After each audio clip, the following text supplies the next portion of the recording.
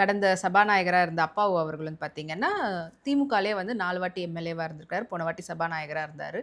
ஆனா, இதுவரைக்கும் அவருடைய தொகுதிக்கு ஒண்ணும் பண்ணல அப்படின்ற அந்த குற்றச்சாட்டும் அவர் மேல வந்து மக்கள் வச்சிருக்கிறாங்க. சட்டமன்ற உறுப்பினராக எம்எல்ஏ. இருந்த ஒரு மாமனிதர், பெரிய மனிதர் அவர். 4 முறை அவரை நம்பி அந்த ராதாபுரம் தொகுதியில் அவரை தேர்ந்தெடுத்து அவரை சட்டமன்றத்திற்கு அனுப்பியிருக்கிறார்கள். ஒரு முறை சபாநாயகர். கடந்த வெள்ளப்பெருக்கு ஏற்பட்ட நேரத்தில் நலத்திட்ட உதவிகள் எங்கள் மகாத்மா காந்தி மக்கள் கட்சியின் சார்பாக வழங்குவதற்கு திருநெல்வேலி மாவட்டத்திற்கு நாங்கள் ஒரு 10 நாள் அங்கே இருந்தோம். நிறைய நிவாரணங்கள் வழங்கணும். அந்த டைம்ல அந்த ராதாபுரம் ஊர்ல எல்லாம் நீங்க போய் பார்த்தீங்கன்னா ரொம்ப கஷ்டம். பல ஊர்களுக்கு செல்றதுக்கு சாலைகள் இல்லை. பல இடங்கள் வந்து மக்கள் பின்தங்கி போய் இன்னும் ஏழ்மையா வறுமையா எப்படி நம்ம வந்து ஒரு 20 வருஷத்துக்கு முன்னாடி அந்த மக்களை பார்த்தோமோ அப்படியே தான் இப்போவும் வச்சிருக்கிறது.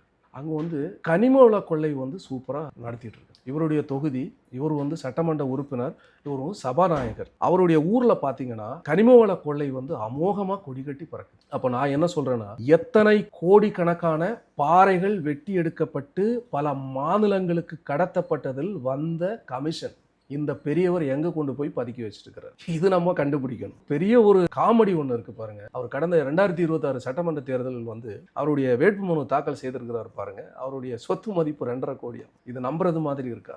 எங்க நீங்க பாத்தீங்கன்னாலும் பாறைகளை வெட்டி குடைஞ்சு பயங்கரமான பார்த்தா வந்து தலை சுத்துற அளவுக்கு பள்ளங்கள் போட்டு அந்த திருநெல்வேலி மாவட்டத்தை நாசப்படுத்தி இருக்கிறாங்களே. தொகுதியுடைய சட்டமன்ற உறுப்பினர் இவருக்கு தெரியாம அது நடந்ததா? இவர் வாங்கின கமிஷன் வந்து யார் பினாமி பேர்ல சேர்த்து வச்சிருக்கிறாரு.